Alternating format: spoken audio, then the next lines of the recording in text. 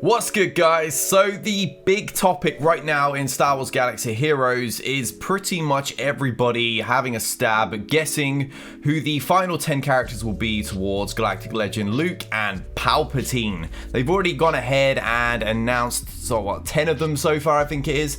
We got Palpatine and Vader, Royal Guard, Admiral Piet, Director Krennic, Count Dooku, Sith Marauder, which surprised quite a few people, including myself, Darth Sidious, which pained quite a few people, including myself, and then Darth Maul. The TIE Bomber being the 10th character ship thing that we've actually got to have developed. I imagine a lot of people are already farming it. I mean, pretty much as soon as something becomes farmable, I farm it, so I should be fine for that, but as you can see for the rest of it, not so much. Now, we've actually got 4 Relic 7s already required for Palpatine, compared to, I believe, 3 for Luke, and I'm suspecting one of the other 10 will be a Relic 7. They'll probably keep it somewhat even in regards to the Relic requirements. However, obviously, we're aware that Jedi Master Luke is going to require Jedi Knight Luke, which is a particularly painful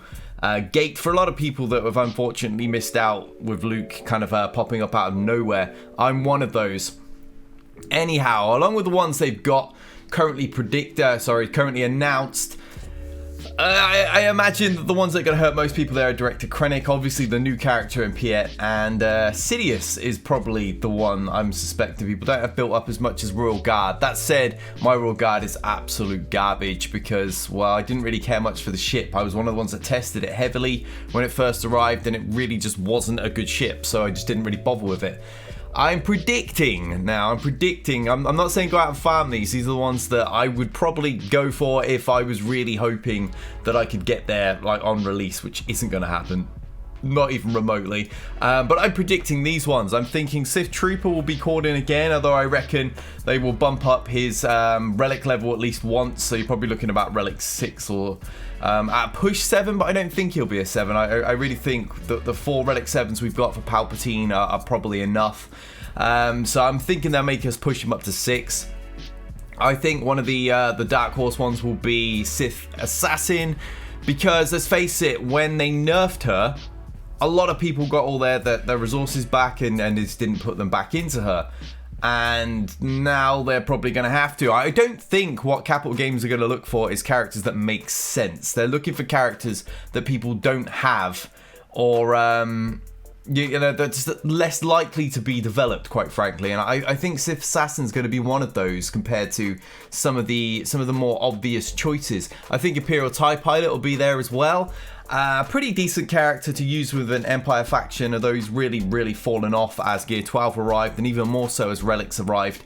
Especially now that Vader's had a rework, you kind of just don't need him in the team whatsoever. So I think he'd be one of those ones that people don't have developed. So prime for CG to throw in there. Imperial Probe Droid is yet another one of those. Newer players are probably not going to have Probe Droid due to the way it's unlocked. And then those of them that actually used Probe Droid, like myself, primarily used Probe Droid in the Grievous nuke. And for that, Gear 8 was fine. The gear didn't really matter. Got a turn before the enemy team and then it could just die. It didn't really matter from that point. So less likely to have it developed. And I mean, that's one of the ones that would definitely catch me. Lastly, in honor of Arnold, we've got to have Gary in there because I think Stormtrooper's got to be an obvious choice for this, right? Surely. An absolutely horrendous character to have to develop for no real reason. Yes, I have it zated. It was a bet, basically, that went very badly for me. But to actually sit there and probably have to relegate to something like 5, I'm sure they wouldn't leave it at a 3. They'd probably like to punish us with a 5 there. If any of those were a 3, I think it would be the TIE Pilot in all honesty. And then the rest of these would probably be like relic 5, and then probably a 6 over here for Sith Trooper, just so that you don't have it completely ready and have to actually go a little bit further if you went after Kylo first. So those would be my guesses there.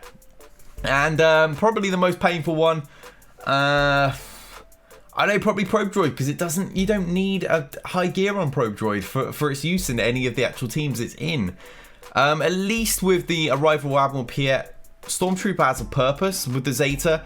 It, as the team dies, the offense goes up, and the kind of similar mechanic with Piet as well. So as long as Stormtrooper's kept alive near the end, it's going to be doing huge numbers of damage. Whereas, as I said, Probe Droid just blows up. It doesn't need high health to blow up, really, does it? Let's be honest. The others are all pretty decent characters in their own right, as long as you've got a use for them. And it's end game, there's not really such a use for Probe Droid anymore. I mean, who needs Probe Droid against, like, Old Republic? No one sees Old Republic, and if you're one of the lucky ones to see it in Grand Arena, you're just probably going to kill it with OG Kylo Solo anyway. So, with Palp predicted, let's move on to Luke. Obviously, the announced ones already: Mon Mothma, 3PO and Chewie, Old Ben, Jedi Training Rey, C-3PO, who I already have developed because I kind of just thought, decent character, I'll take it to 5 anyway. R2-D2, OG Han, and then Chewbacca. OG Han I'm quite happy about because I was looking for a valid reason to go a little bit further over some of the more, like, obvious farms that were in my face. And yes, I'm quite happy I can build these two up. I'm not really pleased about these two because, you know, I can't even farm Mon yet, and 3PO is a long way off for me actually being able to relic anyway. Old Ben's actually a very good relic, so that's not a bad one by any means. I haven't got Rey, I haven't gone after Rey, I just happen to have Jedi Training Rey built up anyway because I was kind of hoping it would make her somewhat more useful, and it really didn't. She still just kind of beats and loses to the same things at the same gear she did when she was gear 12. So yeah, moving on to the predictions now. Here we go. I've gone for Commander Luke Skywalker because we need him for Jedi Knight Luke anyway, and I think they're going to make us boost him to Relic 7 for this one. I really do. And then obviously Luke's best friend, Biggs. I think he's one of those ones that not many people would expect. Not a particularly fantastic character at this state of the game unless he was to get a rework. So it seems an obvious one that CG would be like, you know what, let's make him take on a Relic 5 or something along those lines. Admiral Akbar. I don't really know why I've gone for him, but probably just because there wasn't too many obvious choices, quite frankly. A lot of the ones were already likely to have been built up, and Akbar's not that great of a character. Taking him to Relic isn't really going to make his ship any better anyhow. So it felt like one of the kind of characters they would do is either Akbar or Lobot that I was going to go for. So I thought, you know what, I'll go for Akbar on this.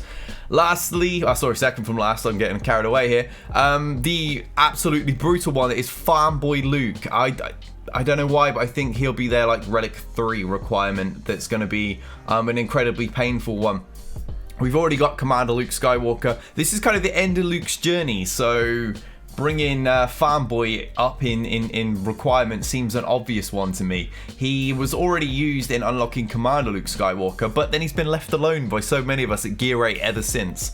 So them to be like, you know what, Relic 3 him just wouldn't shock me at all, and that's kind of one of those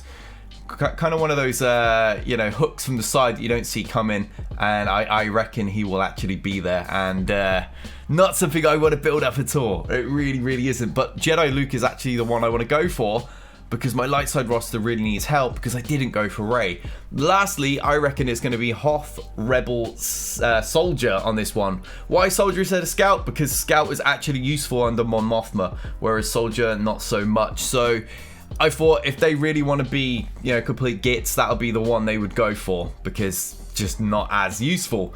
And a character that nobody built up. Let's be honest, even when we were running back on the Hoth territory battles, we didn't really work on him any further than we had to in order to plug him into the combat missions and stuff. Let's be honest. Did anyone decide to gear 12 him that wasn't a complete kraken or crazy?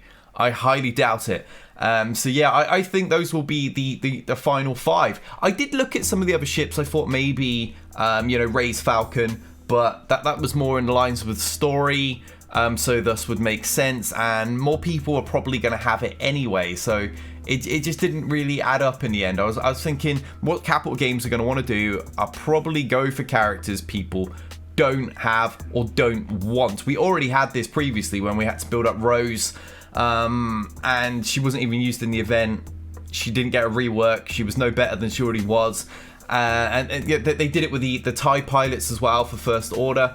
I think that's the kind of thing they're going to go for here. I think we're going to have to complete the Luke journey, have fanboy. I think one of the terrible Hoth twins is going to have to be there, so obviously the worst one will be the one that's picked. Luke's best friend, and then obviously Akbar or Lobot was kind of the awful rebel that's not going to get any better that they could plug in and make us build. And I picked Akbar because they seem to go a little bit fleet commandery last time, so I suspected maybe that's what they were going to do here.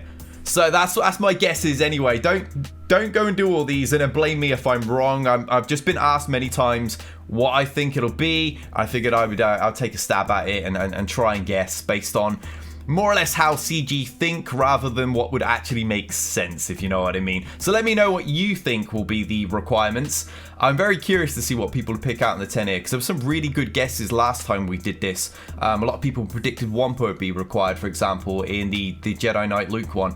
I'm not at all surprised that Jedi Knight Luke is actually required for Jedi Master Luke. I thought it was kind of expected, much like Fanboy, but many seem to be caught blindsided by that. So hopefully they won't be blindsided by Fanboy with my prediction. As I said, let me know what you think. Like and subscribe, share the video with friends, and I'll see you on the next one. Till next time, we out here.